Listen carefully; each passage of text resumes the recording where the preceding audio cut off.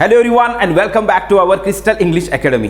तर विद्यार्थी मित्रांनो, मी राहुल नाईकडे सर आपल्या सर्वांचं या व्हिडिओमध्ये खूप खूप स्वागत करतोय। तर विद्यार्थी मित्रांनो, आपण आजच्या या व्हिडिओमध्ये वोकॅब्युलरीमधील अत्यंत महत्त्वाचा असणारा जो घटक आहे आणि तो घटक म्हणजेच काय, वन वर्ड सबस्टिट्यूशन्स।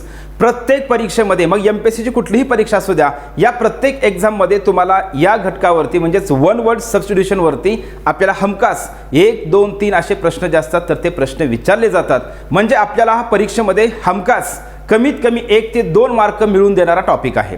तर यासाठी आपण काय केलेत, आजच्या या व्हिडिओमध्ये हे जे वन वर्ड सबस्टिट्यूशन्स आहेत, ज्याला आपण म्हणतोय अनेक शब्दांना एक शब्द, यावरती आपल्याला डिपार्टमेंटल पीएसआय परीक्षेमध्ये 1998 पासून ते 2022 पर्यंत जेवढे पण प्रश्न विचारले तर हे सगळे पीवायक्यूज घेणार आहोत। आणि हे पीवायक्यूज घेत असताना आपल्या सर्वांना आपला पॅटर्न माहीत आहे। आपण पीवायक्यूज घेत असताना, पीवायक्यूजचं विश्लेषण करत असताना प्रत्येक प्रश्नामध्ये जेवढे पण ऑप्शन म्हणजे 4 ऑप्शन जे असणार तर या बाकीच्या उत्तराचा ऑप्शन तर आपण याच्यामध्ये विश्लेषण करणारच आहोत, परंतु त्यासोबत इतर जे ऑप्शन आहेत तर या इतर ऑप्शनचं सुद्धा आपण काय करतोय, सविस्तर विश्लेषण करतोय। आणि मित्रांनो, आणखी एक गोष्ट तुम्हाला खास सांगायची आहे, आपण हे जे सगळे वोकॅब्युलरी घेणार आहोत, आपण जे सगळे वन वर्ड सबस्टिट्यूशन्स घेणार आहोत, जे आपल्याला डिपार्टमेंटल पीएसआय परीक्षेमध्ये विचारलेले आहेत, तर हे सगळे शब्द आपण घेत असताना पिक्चराइज वोकॅब्युलरी घेतोय। म्हणजे आपण याच्यामध्ये काय करतोय, सगळे जे शब्द आहेत तर हे शब्द पिक्चर्सच्या माध्यमातून आपण समजून घेणार आहोत, ज्यामुळं जर तुम्ही हे शब्द जर व्यवस्थित समजून घेतले, जर शब्द पाहिले, तर निश्चित मी तुम्हाला सांगतोय आजच तुमचे हे जे शब्द आहेत तर हे शब्द 100% काय होणार आहेत, कव्हर होणार आहेत। कारण पिक्चराइज केल्यामुळे तुम्हाला ती शब्द जे आहेत तर शब्दाची लिंक राहते आणि ते शब्द तुम्हाला कायमस्वरूपी लक्षात राहणार आहेत। आणि अभ्यास करत असताना सुद्धा पिक्चर असल्यामुळे त्या ठिकाणी तुम्हाला एकदम ते शब्द लक्षात ठेवण्यासाठी एकदम सोपं जाणार आहे। तर यासाठी आपण काय करतोय, आजच्या या व्हिडिओमध्ये जे वन वर्ड सबस्टिट्यूशन आहेत यावरती डिपार्टमेंटल पीएसआय 1998 पासून ते 2022 पर्यंत जेवढे पण परीक्षा झालेल्या आहेत, या सर्व परीक्षांमधले आपले जे पीवायक्यूज आहेत तर हे पीवायक्यूज आपण एकदम सिंपल पद्धतीने, एकदम सोप्या शब्दामध्ये आपण या प्रत्येक शब्दाचं विश्लेषण आपण करणार आहोत। आणि सगळ्यात महत्त्वाची गोष्ट मित्रांनो, मी नेहमी सांगत असतोय, हे जरी डिपार्टमेंटल पीएसआयच्या परीक्षेमध्ये प्रश्न असले तरी पण ही परीक्षा, डिपार्टमेंटल पीएसआय परीक्षा सुद्धा कोण, एमपीएससीच कंडक्ट करत असते। त्याच्यामुळं जे पण विद्यार्थी इतर परीक्षेची तयारी करतात एमपीएससीच्या, मग ते राज्यसेवेचे असू द्या, कंबाईन ग्रुप बी असेल, ग्रुप सी असेल, टेक्निकल कंबाईन असू द्या, स्टेनोग्राफर असेल, किंवा डिपार्टमेंटल पीएसआय असू द्या, किंवा डिपार्टमेंटल एएसओ असू द्या, किंवा सरळ सेवेची पण तयारी करणारे जे विद्यार्थी आहेत, या सर्वांसाठीच हे शब्द जे असणार आहेत तर हे सगळे शब्द अत्यंत महत्त्वाचे शब्द आहेत। कारण हे शब्द एमपीएससीने सातत्याने नेहमी जे आहेत तर रिपीट विचारलेले आहेत, त्याच्यामुळे हे सर्वांसाठीच हे शब्द अत्यंत महत्त्वाचे आहेत। मित्रांनो, पीवायक्यूज घ्यायला सुरुवात करण्यापूर्वी महाराष्ट्रातील तमाम पोलीस बांधवांचं आणि भगिनींचं या ठिकाणी खरोखरच खूप कौतुक करावंसं वाटतंय। कारण आपण आपली ड्युटी सांभाळून आपलं मनामध्ये असणारं जे पीएसआय म्हणजेच अधिकारी बनण्याचं जे स्वप्न आहे तर हे स्वप्न साकार करण्यासाठी, स्वप्न पूर्ण करण्यासाठी आपण आपली ड्युटी सांभाळून जो मिळालेला वेळ आहे तर हा मिळालेला वेळ आपण अभ्यासामध्ये घालवत आहात, तर खरोखरच आपल्या प्रचंड मेहनतीला, प्रचंड परिश्रमांना आणि हे डेडिकेशन असेल किंवा आपलं जे सॅक्रिफाईस आहे तर या सॅक्रिफाईसला, या सगळ्या गोष्टीला खरोखरच मी या ठिकाणी सलाम करतोय। आणि तसेच त्याचसोबत आपले जे सर्वांचे जे कुटुंबातील सदस्य आहेत तुम्हाला ते काय करतात, मोटिवेट करतात, सपोर्ट करतात, त्यांना सुद्धा सलाम। आणि मित्रांनो, मग आपण लगेच काय करतोय, हे जे वन वर्ड सबस्टिट्यूशन्स आहेत तर यावरती डिपार्टमेंटल पीएसआय परीक्षेमध्ये 1998 पासून 2022 पर्यंत जेवढे पण आपल्या प्रश्न विचारले तर हे प्रश्नांचं सविस्तर विश्लेषण घ्यायला आपण सुरुवात करूया। चला मग या ठिकाणी आपण सुरुवात करतोय।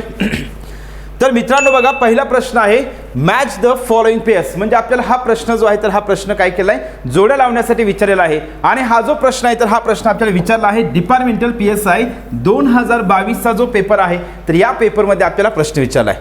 मग मित्रांनो, या ठिकाणी एक गोष्ट मी तुम्हाला सांगतोय, हे जे आहे तर हे one word substitutions, one word substitution हा जो वोकॅब्युलरीमधील जो पार्ट आहे तर हा पार्ट आपल्याला परीक्षेमध्ये हमखास 1 ते 2 मार्क मिळून देणारा पार्ट आहे। तर याच्यामध्ये लक्षात घ्यायचं आहे, जर तुम्ही पाठीमागील एमपीएससीचे जर पीवायक्यूज पाहिले, मग कुठलीही परीक्षा असू द्या, कुठल्याही परीक्षेचे जर तुम्ही पीवायक्यूज पाहिले तर त्याच्यामध्ये लक्षात येईल की 2022चा पेपर असू द्या किंवा 2021 मध्ये जेवढे भी परीक्षा झाल्या आहेत तर त्याच्यामध्ये तुम्ही जर ते जर क्वेश्चन जर ॲनालिसिस केलं तर तुमच्या लक्षात येईल की आपल्याला जे वन वर्ड सबस्टिट्यूशन जे आहे तर या वन वर्ड सबस्टिट्यूशनवरती आपल्याला काय केले जातात, रिपीट प्रश्न विचारले जातात किंवा त्याचं रिपिटेशन जास्तीत जास्त असतं। यासाठी आपल्या सगळ्यांना काय करायचं, हे वन वर्ड सबस्टिट्यूशन आपल्याला एकदम व्यवस्थित क्लिअर करायचे आहेत। आणि मित्रांनो, जर तुम्ही हे जर शब्द पाहिले तर लक्षात येईल की हे जे शब्द आहेत याच्यामध्ये इसेंट्रिक असेल, इनफॉलिबल असेल, फॅनेटिक असेल किंवा त्याच्यानंतर थिस्ट असेल, हे शब्द आपल्याला आतापर्यंत आयोगाने खूप वेळा विचारलेले आहेत, खूप वेळा विचारलेले आहेत. आणि मग मित्रांनो, आपल्याला या ठिकाणी आणखी गोष्ट सांगायची आहे, तर ती म्हणजेच काय, जसं की मी अगोदर बी सांगितलं होतं, आपण आजच्या ज्या ओकॅब्युलरी, आजच्या या व्हिडिओमध्ये जे आपण ओकॅब्युलरी कव्हर करणार आहोत, वन वर्ड सबस्टिट्यूशन्स, हे सगळे आपण काय करतोय, पिक्चर्सच्या माध्यमातून आपण या ठिकाणी कव्हर करतोय. बघा मग पहिला प्रश्न आहे, हा प्रश्न आपल्याला विचारला डिपार्टमेंटल PSI 2022च्या पेपरमध्ये.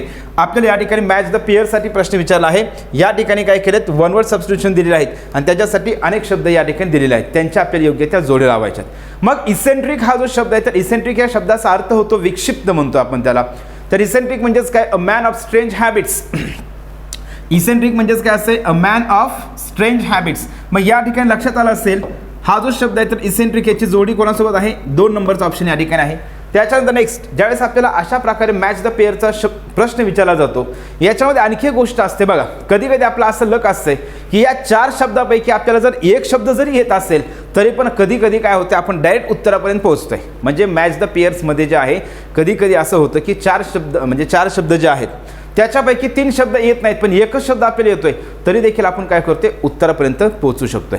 आणि मित्रांनो, मग आपण याच्यामध्ये हे जे PYQs घेणार आहोत, तर हे PYQs घेत असताना आपण सगळे PYQ जे आहेत तर पिक्चरच्या माध्यमातून तर घेणारच आहोत, परंतु जे रूट वर्ड्स आहेत, तर हे रूट वर्ड्सच्या माध्यमातून आपण शब्द कशा प्रकारे, जास्तीत जास्त शब्द कशा प्रकारे लक्षात ठेवायचं, हे सुद्धा आपण क्लिअर करतोय. बघा मग, हे इसेंट्रिक म्हणजेच काय, या ठिकाणी a man of strange habits.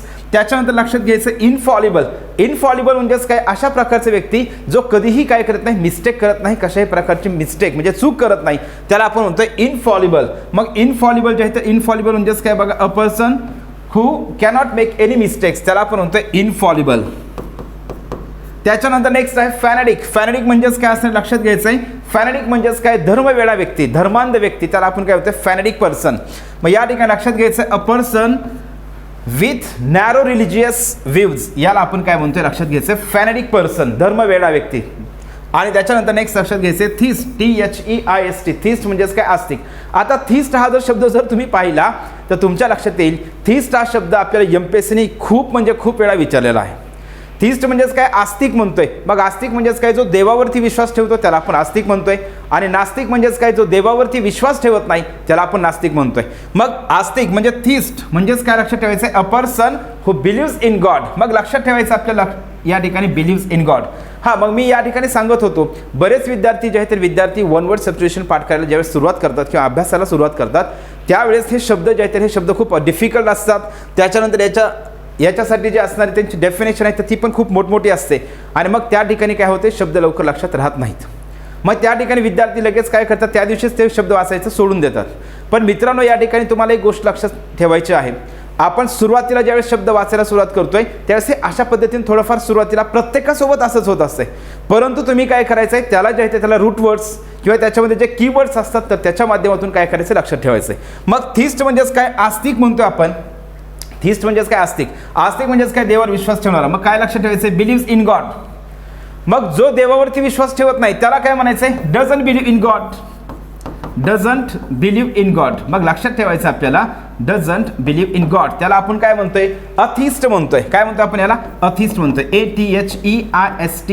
या ठिकाणी लक्षात घ्यायचं आहे, अथिस्ट. मग याच्यामध्ये काय, थिस्ट म्हणजेच काय, देवावर विश्वास ठेवणारा, आणि अथिस्ट म्हणजेच काय, देवावर विश्वास ठेवत नाही, त्याला आपण म्हणतोय अथिस्ट म्हणतोय. ठीक आहे, मग या ठिकाणी आपल्याला हे लक्षात ठेवायचं आहे. आणखी यामध्ये लक्षात घ्या, अ जे आहे, तर अ हे प्रिफिक्स म्हणजे ए प्रिफिक्सने काय करतो, तर आपण विरुद्धार्थी शब्द पण बनवतोय. मग आस्तिकचा विरुद्धार्थी शब्द काय असतोय, नास्तिक आहे. मग थिस्टचा विरुद्धार्थी शब्द काय आहे, अथिस्ट. आपण अ जे प्रिफिक्स आहे, तर प्रिफिक्स आपण काय करतोय, विरुद्धार्थी शब्द बनवतोय. आपल्याला एका परीक्षेमध्ये MPSCने, मला वाटतं MPSC फॉरेस्टचा एक पेपर झाला, या पेपरमध्ये आपल्याला प्रश्न असा विचारला आहे, अथिस्ट हा शब्द दिलेला आहे आणि प्रश्न असा विचारलाय, अथिस्ट या शब्दामध्ये प्रिफिक्स कोणता आहे, असा प्रश्न विचारलाय. मग लक्षात घ्या, अथिस्ट या शब्दामध्ये प्रिफिक्स कोणता आहे, तर अथिस्ट या शब्दामध्ये ए हा काय आहे, प्रिफिक्स आहे. दिस इज प्रिफिक्स. या ठिकाणी लक्षात घ्यायचा, हा प्रिफिक्स आहे. मग आपण अभ्यास करत असताना आपण सगळ्या पद्धतीने, ज्या पद्धतीने MPSC प्रश्न विचारते, त्या पद्धतीने आपण अभ्यास करणं गरजेचं आहे. आणि महत्त्वाची गोष्ट मी प्रत्येक वेळी तुम्हाला हेच सांगत आहे, परीक्षेमध्ये यशस्वी होण्यासाठी सगळ्यात महत्त्वाची गोष्ट, सक्सेस मंत्र काय आहे, तर आपल्याला या ठिकाणी सिलेबस समजून घेणं गरजेचं आहे आणि लेटेस्ट एक्झाम पॅटर्न समजून घेणं गरजेचं आहे, की नेमकं आपल्याला आता अलीकडचे जे क्वेश्चन पेपर आहेत, तर त्याच्यामध्ये प्रश्न MPSC कशा स्वरूपात विचारते हे सुद्धा माहीत असणं गरजेचं आहे. तर मित्रांनो म्हणून या ठिकाणी काय करायचं आहे, प्रत्येक कॉन्सेप्ट आपण काय करायचे, व्यवस्थित अभ्यास करत असताना समजून घ्यायची. मग या ठिकाणी थिस्ट म्हणजेच काय, a person who believes in God. मग याची पेअर कोणासोबत आहे, सॉरी याची जी पेअर आहे तर यस हे जे आहे तर याची पेअर झाली इथं आणि त्याच्यानंतर हे. म्हणजे आपलं उत्तराचं ऑप्शन काय असणार आहे बघा, मॅच द पेअर्स करत असताना ज्यावेळेस आपल्याला चारही शब्द जर वेगळे वाटत असतील तर त्यावेळेस, किंवा हे असे जर बघा इथं काय आहेत, 3 ऑप्शन सारखेच आहेत, म्हणून तुम्हाला काय करायचं आहे, मग हे अशा पद्धतीने जायचं आहे. मग ज्याचं उत्तर काय असायला पाहिजे, 2 3 4 1. मग 2 3 4 1 कुठे आहे, 2 3 4 1 आपल्या या ठिकाणी ऑप्शन आहे, 3 नंबरचा ऑप्शन या ठिकाणी बरोबर आहे. मग लक्षात ठेवायचं इसेंट्रिक, त्याच्यानंतर इन्फॉलिबल, फॅनेटिक आणि त्याच्यानंतर थिस्ट.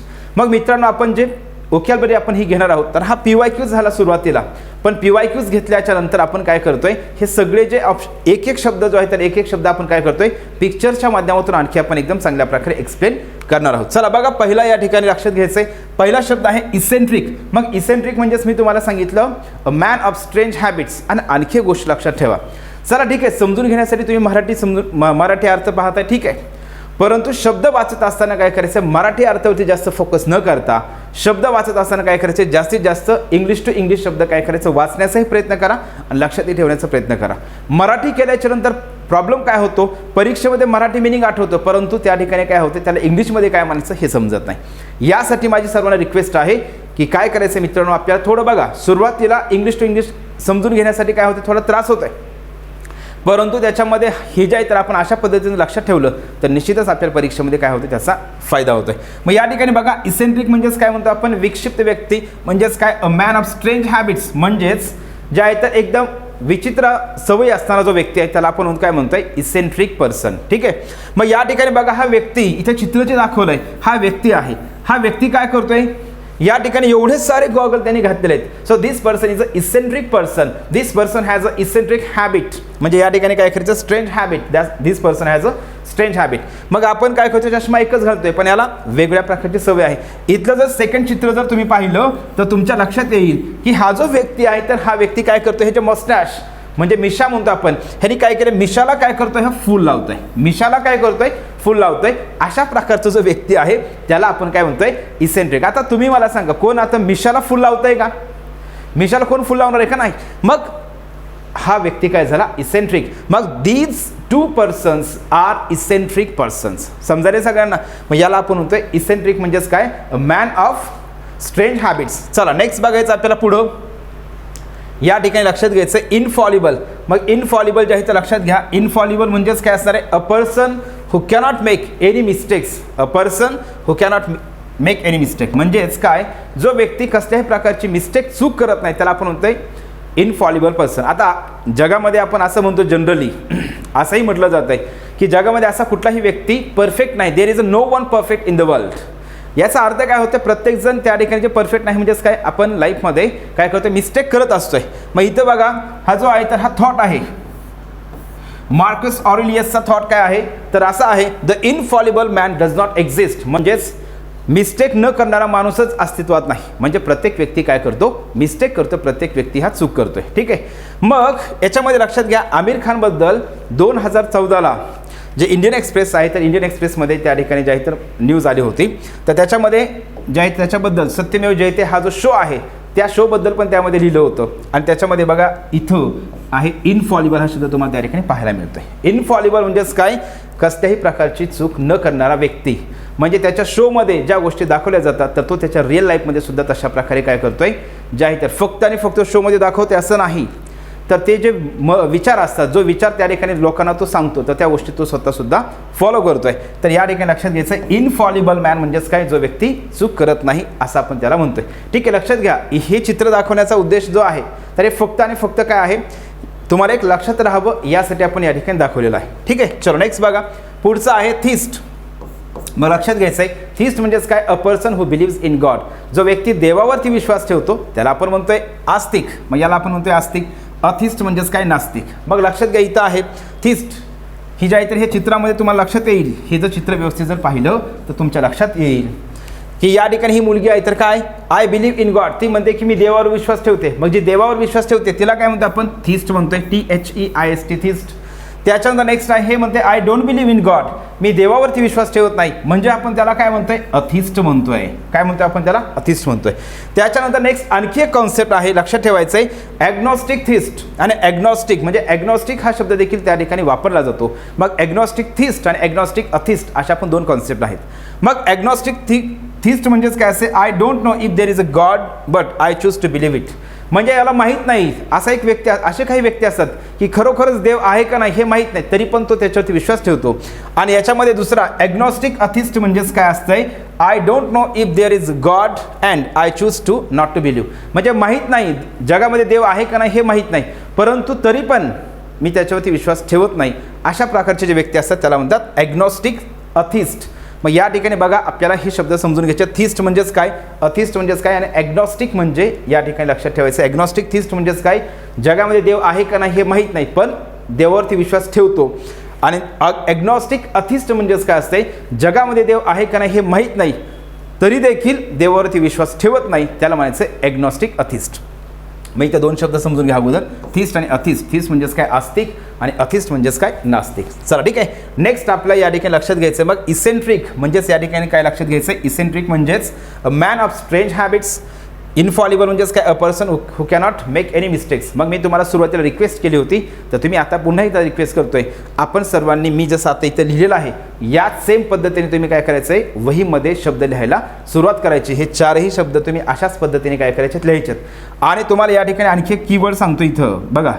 आपल्याला शब्द लक्षात ठेवत असताना काय करायचं आहे, याच्यामध्ये जे असणारे जे कीवर्ड्स असतात, मेन शब्द असतात, त्याला फोकस करायचं आहे. मग इथं लक्षात काय घ्यायचं आहे, बिलीव्स इन गॉड. थिस्ट म्हणजेच काय, बिलीव्स इन गॉड. अथिस्ट म्हणजेच, आता लक्षात घ्या, मी आता याच्यामध्ये अथिस्ट शब्द दिला आहे का नाही, तो अथिस्ट शब्द याच्या अगोदर मी एक्सप्लेन केला आहे, तो पण शब्द वहीमध्ये लिहून घ्या. जेवढे पण मी शब्द याच्यामध्ये एक्सप्लेन करतोय प्रत्येक शब्द तुम्हाला काय करायचं, वहीमध्ये लिहायचा आहे. ठीक आहे. चलो नेक्स्ट बघा. पुढचा प्रश्न या ठिकाणी विचारला आहे, which one of the following is the one word substitute of the given sentence. हा सुद्धा प्रश्न आपल्याला विचारला आहे 2022च्या डिपार्टमेंटल PSIच्या पेपरमध्ये. मग मित्रांनो, आपल्या डिपार्टमेंटल PSIच्या पेपरमध्ये वन वर्ड सबस्टिट्यूशनवरती दोन प्रश्न विचारले होते. काय प्रश्न आहे, a decision which cannot be altered or withdrawn. म्हणजे अशा प्रकारचा निर्णय घेतलाय, आता तो निर्णय काय करू शकत नाही, माघार घेऊ शकत नाहीत. जो निर्णय आपण माघार घेऊ शकत नाही त्याला काय म्हणायचं आहे. मग इनएक्सप्लिकेबल जे आहे, तर इनएक्सप्लिकेबल याचा अर्थ असा होतो की ज्याला आपण एक्सप्लेन करू शकत नाहीत. मग या ठिकाणी इनऑडिबल म्हणजे आपण म्हणतो ना, एम आय ऑडिबल म्हणजे माझा आवाज येतोय का. इनऑडिबल म्हणजेच काय लक्षात ठेवायचं, ज्याचा आवाज येत नाही, ऐकू येत नाही, तर आपण म्हणतो इनऑडिबल. मग लक्षात घ्यायचं आहे इररिओकेबल, याला काय म्हणतो आपण, a decision which cannot be altered or withdrawn. जो निर्णय माघार घेऊ शकत नाहीत त्याला आपण काय म्हणतोय, इररिओकेबल. मग लक्षात घ्यायचं रिओकेबल म्हणजेच काय, a decision which can be altered. Alter म्हणजेच काय, चेंज करणे, बदलणे, अल्टर्ड ऑर विथड्रॉन. म्हणजे तुमच्या लक्षात आलं असेल रिओकेबल हा शब्द आहे, त्याचा विरुद्धार्थी शब्द काय, रिओकेबल. त्याचा विरुद्धार्थी शब्द आहे इररिओकेबल. मग लक्षात ठेवायचं हे रिओकेबल, इररिओकेबल. ठीक आहे. मग आपल्याला हे दोन्ही शब्द लक्षात ठेवायचे. मग या पेपरमध्ये तुम्हाला इररिओकेबल विचारलंय, पण पुढच्या पेपरमध्ये MPSC आपल्याला हाच प्रश्न काय करते, a decision which can be altered or a decision which can be withdrawn. अशाही प्रकारे प्रश्न विचारते आणि मग आपल्याला या ठिकाणी काय असतं पाहिजे, हे माहीत असायला पाहिजे. मग रिओकेबल म्हणजेच काय, a decision which can be altered or withdrawn. जो निर्णय आपण माघार घेऊ शकतोय त्याला आपण काय म्हणतोय, रिओकेबल. आणि जो निर्णय आपण वापस घेऊ शकत नाही त्याला म्हणायचं इररिओकेबल. आता महाराष्ट्रामध्ये सध्याची राजकीय परिस्थिती आहे तर तुम्ही पाहिली तर भयानक महाराष्ट्राची परिस्थिती झालेली आहे. मग काही लोकांनी जे आहे ते राजकारणातल्या काही लोकांनी, राजकीय पुढाऱ्यांनी जे काही निर्णय घेतलेला आहे तो निर्णय असा घेतलेला आहे, दे हॅव टेकन इररिओकेबल डिसिजन. तर त्यांनी काय केलेलं आहे, इररिओकेबल डिसिजन घेतलेलं आहे. म्हणजे ते आता माघार घेऊ शकत नाहीत, कारण तिकडे गेल्यामुळं त्यांचे इकडचे दरवाजे पण बंद झालेले आहेत. त्याला आपण काय म्हणतोय, इररिओकेबल डिसिजन. काय म्हणतो आपण त्याला, इररिओकेबल डिसिजन. म्हणजे ज्याच्यातून माघार घेऊ शकत नाहीत त्याला म्हणायचंय इररिओकेबल डिसिजन. याचा सुद्धा विरुद्धार्थी शब्द कुठला आहे, मग रिओकेबल. रिओकेबल हा शब्द आपल्याला समजून घ्यायचा आहे. मग तुम्ही म्हणत असाल सर तुम्ही जास्त शब्द का घ्यायलात, जे आहेत तेच सांगा ना. पण मित्रांनो मी तुम्हाला हे सांगतो, MPSCचा पॅटर्न हा असतोय. यावेळेस जर त्यांनी इरिओकेबलवरती प्रश्न विचारला तर पुढच्या वेळेस ते काय करते, रिओकेबलवरती प्रश्न विचारते. तर त्यासाठी आपल्याला काय करायचं आहे, रिओकेबल म्हणजेच काय, a decision which can be altered or withdrawn, म्हणजे असा निर्णय जो आपण चेंज करू शकतो त्याला म्हणायचं रिओकेबल, आणि जो चेंज करू शकत नाही त्याला म्हणायचं इरिओकेबल. हे लक्षात घ्यायचं आपल्याला. आणि या ठिकाणी हा तर याचं नाहीच. एलिसिट म्हणजेच काय असतं, बेकायदेशीर, इलिगल म्हणतो आपण त्याला. एलिसिटला काय म्हणतोय, इलिगल. चला आता आपण हे जे शब्द आहेत तर हे ऑप्शन जे आपण पाहिलेले आहेत, मग याचं उत्तर कोणतं झालं, तर याचं उत्तर आहे 3 नंबरचं ऑप्शन या ठिकाणी बरोबर. मग 2022चा जो डिपार्टमेंटल PSIचा पेपर झाला, या पेपरमध्ये आपल्याला वन वर्ड सबस्टिट्यूशनवरती 2 प्रश्न विचारलेले आहेत. आणि म्हणून मी तुम्हाला सुरुवातीलाच सांगितलं या व्हिडिओच्या. तर मित्रांनो, ओकॅब्युलरीमधील वन वर्ड सबस्टिट्यूशन हा जो ओकॅब्युलरीचा जो घटक आहे, तर या घटकावरती प्रत्येक परीक्षेमध्ये आपल्या प्रश्न हमखास विचारले जातात.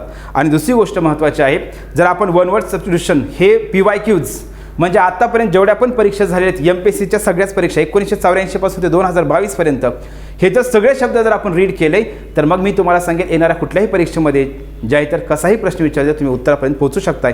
कारण रिपिटेशन जे आहे ते रिपिटेशन त्या ठिकाणी वन वर्ड सबस्टिट्यूशनचं बऱ्यापैकी होत असते. तर यासाठी काय करायचे, आपल्याला PYQचं आपण एकदम व्यवस्थित समजून घेणं गरजेचं आहे. ठीक आहे, या ठिकाणी आपल्याला ह्याला समजून घ्यायचं. रिओकेबल म्हणजेच काय, रिओकेबल म्हणजेच या ठिकाणी जे आहे ते लक्षात घ्यायचं आहे. रिओकेबल म्हणजेच लक्षात घ्या डिअर फ्रेंड्स, इथं थोडंसं ठीक आहे. रिओकेबल म्हणजेच काय, a decision which can be altered or withdrawn, म्हणजे अशा प्रकारचा निर्णय जो आपण बदलू शकतोय किंवा जो माघार घेऊ शकतोय त्याला म्हणायचं रिओकेबल. आणि इरिओकेबल म्हणजेच काय आहे, तर इरिओकेबल म्हणजेच जो आपण बदलू शकत नाही ते. मग इथं बघा लिहिलं रिओकेबल टर्म्स. रिओकेबल टर्म्स म्हणजेच काय आहेत, रिओकेबल टर्म्स म्हणजेच काय, कॅन बी चेंज, ज्या टर्म्स काय केल्या जातात, बदलल्या जाऊ शकतात, त्याला आपण म्हणतो रिओकेबल टर्म्स. मग इथं तुम्ही जर पाहिलं तर इथं काय लॉक जे आहे तर हे लॉक काय उघडलेलं आहे, म्हणजे आपण त्याला काय करू शकतोय, चेंजही करू शकतोय, त्याला म्हणायचं रिओकेबल. आणि या ठिकाणी बघा लॉक जे आहे तर हे लॉक बंद आहे, म्हणजे याला लॉक करून टाकलेलं आहे, म्हणजेच या ठिकाणी काय आहे ते बदलू शकत नाहीत, म्हणजे याला लक्षात ठेवायचं कान बी चेंज, म्हणजे आपण ज्याला बदलू शकत नाही त्याला म्हणायचं इरिओकेबल. क्लिअर सगळ्यांचं. चलो नेक्स्ट बघा, त्याच्यामध्येच आपल्याला हा शब्द पण दिलेला आहे इनएक्सप्लिकेबल. मग या ठिकाणी लक्षात घ्या, एक्सप्लिकेबल आणि इनएक्सप्लिकेबल हे 2 शब्द आपल्याला इंग्लिशमध्ये ओकॅब्युलरी समजून घेण्यासाठी लक्षात घ्यायचं आहे. प्रिफिक्स, सफिक्स आणि त्याच्यानंतर रूट वर्ड्स हे खूप महत्त्वाचे असतात. या शब्दांच्या माध्यमातून आपण ओकॅब्युलरी जे आहे ते ओकॅब्युलरी एकदम कमी दिवसामध्ये क्लिअर करू शकतोय. मग याच्यामध्ये लक्षात घ्या, हे इन असेल, अन असेल, हे जे शब्द आहेत तर हे शब्द काय करतात, आपल्याला विरुद्धार्थी शब्द जे आहेत ते विरुद्धार्थी शब्द आपण याच्यापासून बनवतोय. मग एक्सप्लिकेबल म्हणजेच काय, ज्याला आपण एक्सप्लेन करू शकतोय, आणि इनएक्सप्लिकेबल म्हणजेच काय, ज्याला आपण एक्सप्लेन करू शकत नाहीत. क्लिअर आहे सगळ्यांचं. बघा मग इथं लिहिलंय कॅन बी एक्सप्लेन आणि इथं आहे कॅनॉट बी एक्सप्लेन. मी पुन्हा एकदा रिक्वेस्ट करतोय सगळ्यांना, जेवढे पण शब्द तुम्हाला स्क्रीनवरती दिसत आहेत वहीमध्ये हे सगळे शब्द तुम्हाला काय करायचे आहेत, लिहायचे आहेत.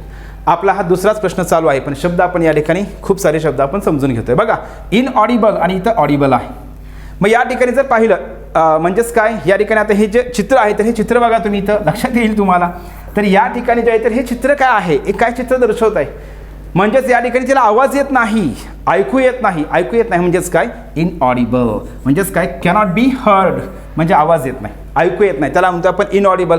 आणि ऑडिबल म्हणजेच काय, can be heard, can be heard म्हणजेच काय, या ठिकाणी ऑडिबल. लक्षात आले सगळ्यांना. मग हे इनऑडिबल आणि ऑडिबल, मग हे पण विरुद्धार्थी शब्द आहेत. मग आपण इथं काय करतोय, ही पण ओकॅब्युलरी कव्हर करतोय. मग आपल्याला जर ऑडिबल दिला असेल त्याचा विरुद्धार्थी शब्द कुठला आहे असं विचारलं असेल तर त्याचा विरुद्धार्थी शब्द आहे इनऑडिबल. चला नेक्स्ट आहे एलिसिट. एलिसिट म्हणजेच मी तुम्हाला सांगितलं होतं बेकायदेशीर, इलिगल. एलिसिट म्हणजेच काय असते, इलिगल. मग तुम्ही या ठिकाणी हे जर चित्र व्यवस्थित ऑब्झर्व केलं तर लक्षात येईल या ठिकाणी हा व्यक्ती काय करत आहे, रिश्वत घेत आहे. बघा इथं पाठीमागं पैसा असं या ठिकाणी आहे, म्हणजे हे पैसे जे आहेत तर रिश्वत घेणं हे काय आहे, इलिगल आहे, बेकायदेशीर आहे. आणि मग याला काय म्हणायचं, लक्षात ठेवायचं आहे एलिसिट म्हणजेच काय, इलिगल, अनलॉफुल किंवा डिसअप्रूव्ड, बेकायदेशीर, याला आपण म्हणतो एलिसिट. क्लिअर सगळ्यांचं. चलो मग याच्यामध्ये 2 शब्द आहेत आपल्याला, वर्ड्स ऑफन कन्फ्युज्ड म्हणजेच आपण त्याला म्हणतोय होमोफोन्स. होमोफोन्सवरती पण MPSC आपल्याला प्रश्न विचारते. मग याच्यात आहे एलिसिट आणि याच्यामध्ये आहे इलिसिट. मग या ठिकाणी लक्षात घ्यायचं हे जे 2 शब्द आहेत त्या स्पेलिंगमध्ये फरक आहे. मग एलिसिट म्हणजेच काय लक्षात घ्यायचं आहे, तर या ठिकाणी बघा पहिला शब्द आपला इलिसिट म्हणजेच काय, इलिसिट म्हणजेच इलिगल, आणि या ठिकाणी इलिसिट याचा अर्थ काय होतोय, एखादा जो व्यक्ती आहे तर त्याच्यामधून लक्षात घ्यायचं रिस्पॉन्समधून किंवा रिॲक्शनमधून एखादी गोष्ट काढून घेणे. आपण बोलत बोलत एखाद्या समोरच्या व्यक्तीकडून आपण एखादी गोष्ट काढून घेतो ना, त्याला काय म्हणायचं आहे डिअर फ्रेंड्स, इलिसिट. क्लिअर आहे सगळ्यांचं. तर ह्याचं स्पेलिंग ELICIT आहे आणि त्याचं स्पेलिंग आहे ILLICIT. चलो मग नेक्स्ट शब्द, पुढचा शब्द आहे आपल्याला हा डिपार्टमेंटल PSIच्या पेपरमध्ये 1998ला आपल्याला हा प्रश्न विचारला आहे. काय विचारलं बघा, अ पायोनियर. मग आपण दादासाहेब फाळके यांना जर आपण या ठिकाणी दादासाहेब फाळके हे जर नाव आपल्या समोर आलं तर या ठिकाणी लक्षात येतं. मग Dadasaheb Phalke is a pioneer of film industry. मग यामध्ये लक्षात ठेवायचं पायोनियर म्हणजेच काय असतंय, असा व्यक्ती जो व्यक्ती काय करतोय, कुठलीही गोष्ट जी आहे तर एकदम सुरुवातीला फर्स्ट टाइम करतो त्याला म्हणतात पायोनियर पर्सन.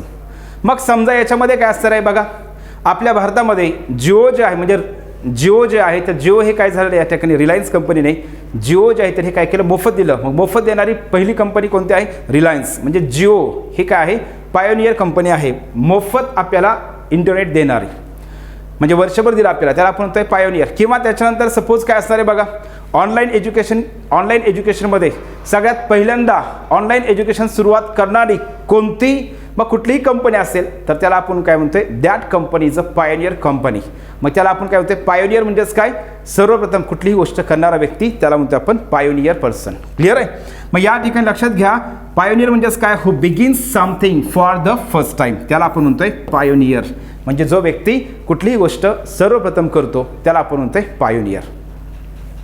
आले लक्षात सगळ्यांना. मग कुठल्याही इंडस्ट्रीमध्ये समजा एखादी इंडस्ट्री असेल तर त्या इंडस्ट्रीमध्ये एकदम सुरुवात त्या इंडस्ट्रीची करणारा व्यक्ती, मग त्याच्यानंतर त्याचं बघून बाकीच्या लोकांनी पण तशा प्रकारचे बिझनेस तशा प्रकारची इंडस्ट्री सुरू केल्या, परंतु सगळ्यात सुरुवातीला एखादी कुठलीही गोष्ट सुरू करतो त्या व्यक्तीला काय म्हणतो आपण, पायोनियर पर्सन. मग या ठिकाणी बघा लिहिलं आहे 13वा शब्द आपला चालू आहे, पायोनियर पर्सन म्हणजेच काय, a person who begin something for the first time, याला आपण म्हणतोय पायोनियर. मग Dadasaheb Phalke is a pioneer of Bollywood म्हणा किंवा त्याच्यानंतर फिल्म इंडस्ट्री म्हणा. चलो नेक्स्ट आहे या ठिकाणी ऑमनिपोटंट. पुढचा चौथा प्रश्न आहे, चौथा PYQ आहे. हा प्रश्नसुद्धा आपल्याला विचारला 1998च्या डिपार्टमेंटल PSIच्या पेपरमध्ये. मग ऑमनिपोटंट, मग मी जे तुम्हाला सुरुवातीला सांगितलं रूट वर्ड्सचा जो व्हिडिओ आहे तर तो खूप अत्यंत महत्त्वाचा व्हिडिओ आहे. यामध्ये लक्षात घ्या मित्रांनो, ऑमनी हा जो शब्द आहे हा शब्द परीक्षेसाठी खूप महत्त्वाचा आहे. 2021-22मध्ये ज्या परीक्षा झाल्या तर त्याच्यामध्ये MPSCने आपल्याला असाही प्रश्न फिरून विचारला प्रश्न, ऑमनी जे आहे तर ऑमनी याचा अर्थ काय होतो याच्यामध्ये लक्षात घ्यायचा असाही प्रश्न विचारला आहे. आणि त्यांनी एक शब्द दिलेला आहे तर तो शब्द जो आहे तो मिनिंगफुल बनवण्यासाठी कुठलं प्रिफिक्स त्या ठिकाणी आपण वापरू असाही प्रश्न विचारला आहे. मग या ठिकाणी लक्षात घ्या, ऑमनी या शब्दाचा अर्थ काय होतो, ऑल किंवा एव्हरी. काय होतो अर्थ त्याचा, ऑल किंवा एव्हरी. मग ऑमनी म्हणजेच काय, ऑल किंवा एव्हरी. मग या ठिकाणी लक्षात घ्या, पोटंट हा जो शब्द आहे, पोटेंट म्हणजेच काय, पोटेन्शियल म्हणजेच काय, क्षमता त्या व्यक्तीची म्हणजेच ताकद त्या व्यक्तीची. मग ऑमनिपोटंट म्हणजेच काय, ऑल पॉवरफुल, म्हणजे जो व्यक्ती काय आहे ऑल पॉवरफुल. मग आपण या ठिकाणी जे आहे तर हनुमानाचं हे जर चित्र पाहिलं तर तुम्हाला लक्षात येईल की हनुमानजी होते आपले, तर मारुती राय जे होते हनुमानजी होते तर ते काय होते, ऑमनिपोटंट होते. काय होते, ऑमनिपोटंट होते. ऑमनिपोटंट म्हणजेच काय, ज्यांनी डोंगर जे आहे ते डोंगर त्या ठिकाणी उचलून आणलेला होता. मग डोंगर उचलणं म्हणजे काय, हे कोणाचंही काम आहे का, नाही. मग जो सर्व शक्तिमान आहे त्याला आपण म्हणतोय ऑमनिपोटंट. क्लिअर आहे सगळ्यांचं. मग या ठिकाणी लक्षात घ्यायचं आहे, ऑमनिपोटंट म्हणजेच काय, one who is all powerful, त्याला आपण म्हणतोय ऑमनिपोटंट. क्लिअर सगळ्यांचं. मग याच्यावरती पण शब्द आहेत, ऑमनिपोटंट आहे, ऑमनिप्रेझेंट आहे आणि ऑमनिशियंट आहे. ऑमनिशियंट SCIENT, ऑमनिशियंट. मग तुम्ही याच्यावरती सहज समजू शकता, ऑमनी प्रेझेंट म्हणजेच काय, प्रेझेंट एव्हरीवेअर, जो व्यक्ती सर्वत्र प्रेझेंट असतो त्याला म्हणतो आपण ऑमनी प्रेझेंट. आणि ऑमनिशियंट म्हणजेच काय, शियंट हा शब्द आपण सायन्स संदर्भात, सायन्स म्हणजेच काय, ज्ञानासंदर्भात आहे. मग लक्षात ठेवायचे, ऑमनिशियंट म्हणजेच काय, a person who knows everything, ज्या व्यक्तीला सर्व काही माहीत आहे त्याला आपण म्हणतोय ऑमनिशियंट. मग या ठिकाणी हे शब्द आपल्या याच्यावरून क्लिअर होतात, म्हणून तुम्हाला सांगतोय ऑमनी हा शब्द लक्षात ठेवा. याच्यावरती आणखी आहे ऑमनिवरस. ऑमनिवरस हा पण शब्द आहे. मग ऑमनिवरस हा जो शब्द आहे, ऑमनिवरस, ओरस हा शब्द लक्षात ठेवायचा आहे. ओरस आलं की या ठिकाणी लक्षात ठेवायचं आहे, इटिंग हॅबिट म्हणतो आपण त्याला. काय म्हणतोय, इटिंग हॅबिट. मग ऑमनिवरस म्हणजेच काय, who eats all types of food. म्हणजे ऑल टाईप्स ऑफ फूड, जो सर्वच प्रकारचं फूड खातो त्याला आपण म्हणतोय ऑमनिवरस. मग आपण एका शब्दावरून असे कितीतरी शब्द आपण लक्षात ठेवू शकतोय. यासाठी काय करायचं मित्रांनो, हा रूट वर्ड तुम्हाला समजून घ्यायचा आहे. मग ऑमनी म्हणजेच काय, ऑल किंवा एव्हरी अशा प्रकारे लक्षात ठेवा. चलो नेक्स्ट बघू. बघ आपण या ठिकाणी एक एक शब्द आपण समजून घेऊ. ऑमनिपोटंट, जे ऑप्शन आपल्याला दिले आहेत तर ते प्रत्येक ऑप्शन आपण या ठिकाणी समजून घेतोय. ऑमनिपोटंट म्हणजेच काय, ऑल पॉवरफुल. सिंपल लक्षात काय ठेवायचं आहे, ऑल पॉवरफुल, ऑमनिपोटंट. मग हनुमानजी, मारुतीराय जर तुम्ही पाहिलं तर लक्षात आलं पाहिजे हनुमानजी काय होते, ऑमनिपोटंट होते. चलो नेक्स्ट बघा. या ठिकाणी आहे 5वा प्रश्न. या ठिकाणी प्रश्न काय विचार आहे, फिक्टिशियस. फिक्टिशियस म्हणजेच काय असते, काल्पनिक किंवा काल्पनिक किंवा फेक म्हणतोय आपण किंवा बनावट म्हणतोय. मग fictitious name use by an author, म्हणजे एखादा कुठलाही लेखक असेल तर त्या लेखकाने काय केले, काल्पनिक नाव वापरलेलं आहे किंवा यूज केलेलं आहे. म्हणजे त्याचं स्वतःचं नाव जे खरं नाव आहे तर ते न वापरता काल्पनिक नाव जे वापरणं त्याला आपण म्हणतो फिक्टिशियस, म्हणजे फिक्टिशियस नेम. मग फिक्टिशियस नेम म्हणजेच काय असणार आहे, मग निकनेम आहे का, निकनेम नाही. आता निकनेम जे आहे तर निकनेम म्हणजेच काय असते, टोपण नाव. आता टोपण नाव जे आहे तर आपल्या महाराष्ट्रात खूप वेगळ्या प्रकारचे टोपण नाव असतात. आपल्या घरामध्ये आपले जे नातेवाईक असतील, आपले जे मित्रमंडळी आहेत तर ते आपल्याला जे टोपण नावाने बोलवतात त्याला काय म्हणतो आपण, निकनेम. त्याला काय म्हणतो आपण, निकनेम. मग खूप वेगळ्या प्रकारचे असतात. मग सपोज त्याच्यामध्ये काय असेल, तात्या असेल, अण्णा असेल, भाऊ असेल.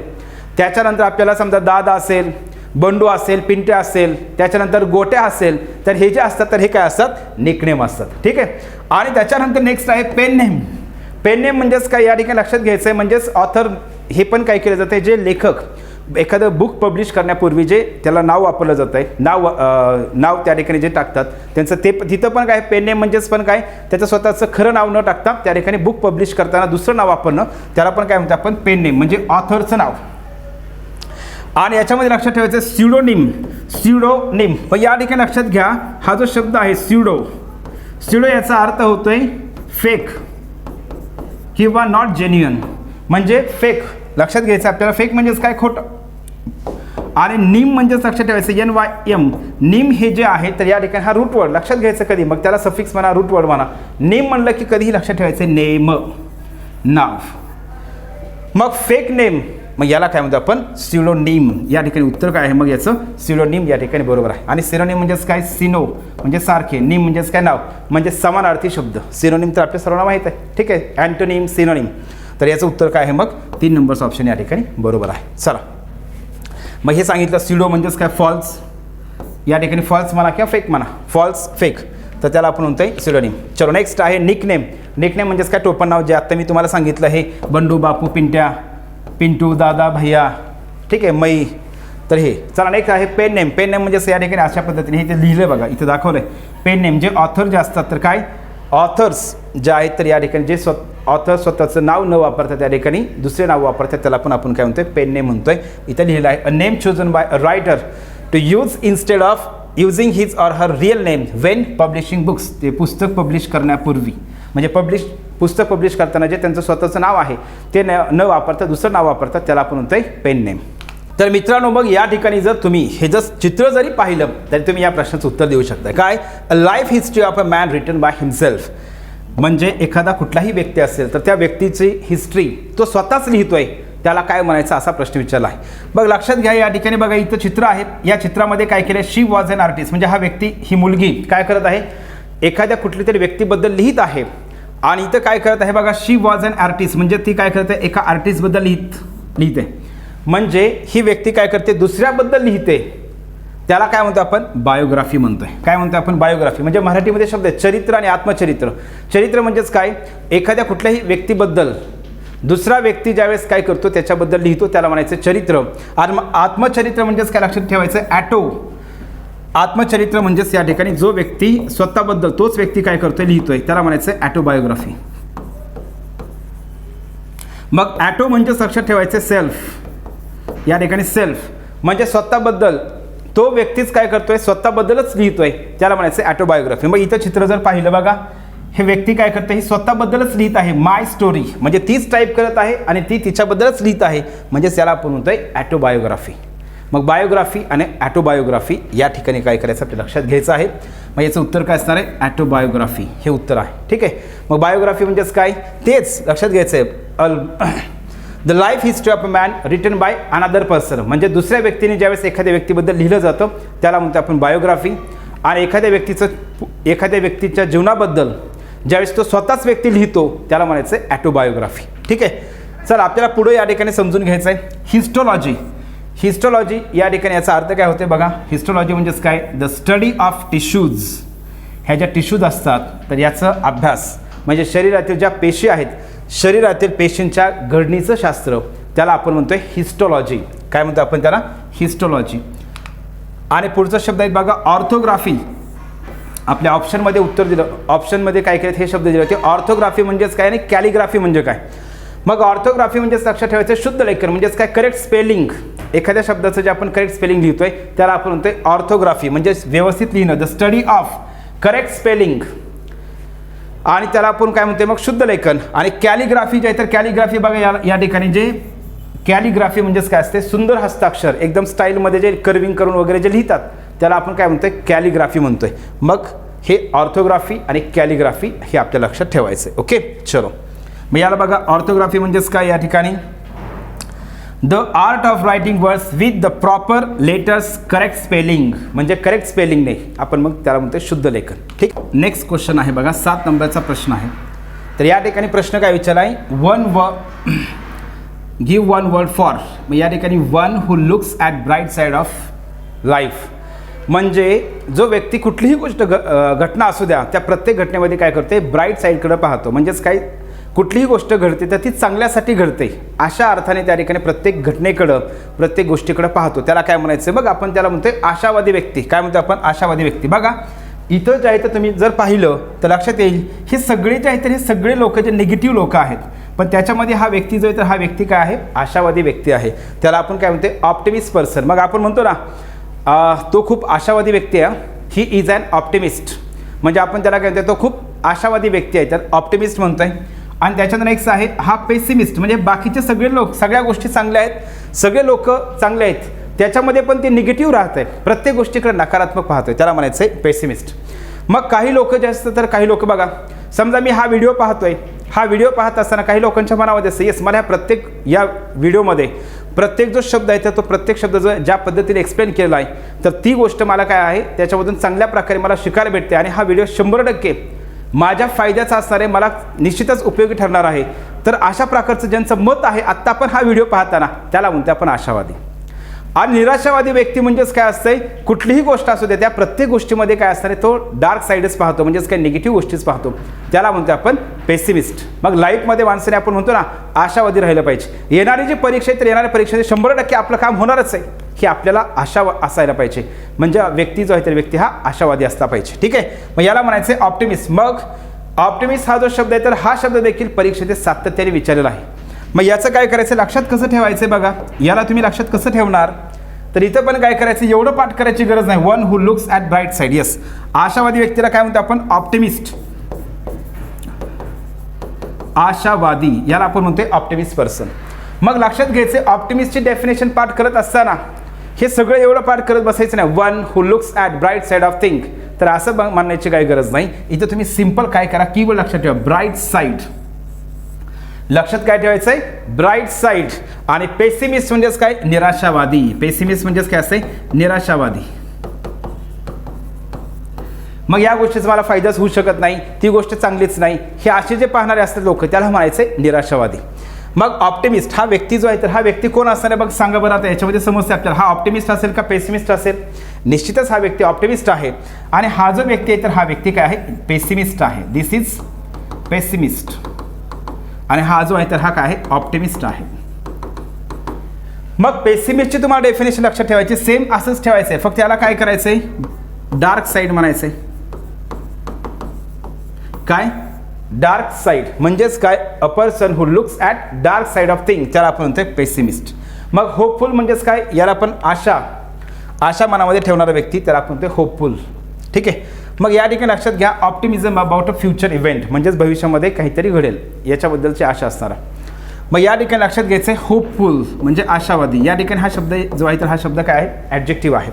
मग पेसिमिस्ट म्हणजेच काय, जो व्यक्ती निगेटिव्ह किंवा डार्क साईड पाहतो त्याला आपण म्हणतोय पेसिमिस्ट. आणि ऑप्टिमिस्ट म्हणजेच काय, जो व्यक्ती ब्राईट साईड किंवा पॉझिटिव्ह साईड पाहतो प्रत्येक गोष्टीची, त्याला आपण म्हणतोय ऑप्टिमिस्ट. लक्षात आलंय. मग इथं लक्षात घ्या हा सॅडिस्ट. मग आपल्याला वाटतं अरे सॅड म्हणलं की आपण फक्त काय करतोय, दुःख म्हणजेच काय, आपण असा विचार करतोय सॅडिस्ट म्हणजेच काय, तो दुःखी व्यक्ती असेल का, तर नाही.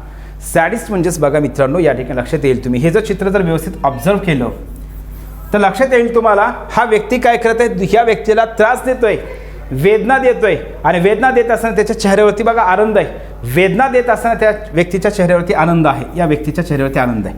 मग सॅडिस्ट म्हणजे असा व्यक्ती जो दुसऱ्याला वेदना देताना त्या व्यक्तीला स्वतःला आनंद होतो, त्याला म्हणतात सॅडिस्ट पर्सन. या ठिकाणी हा सॅडिस्ट आहे. म्हणजेच काय, one who gets pleasure from hurting someone. एखाद्या व्यक्तीला दुखावण्यामध्ये, एखाद्या व्यक्तीला वेदना देण्यामध्ये ज्या व्यक्तीला आनंद होतो त्याला म्हणतो आपण सॅडिस्ट. मग असे खूप सारे समाजामध्ये लोक आहेत, ज्या लोकांचं कामच असतं किंवा ज्या लोकांना काय असतं, नेहमी दुसऱ्याला काहीतरी वेदना देणं, दुसऱ्याला जे हर्ट करणं, याच्यामध्ये त्यांना आनंद वाटतो, त्या व्यक्तीला काय म्हणायचं आहे, सॅडिस्ट.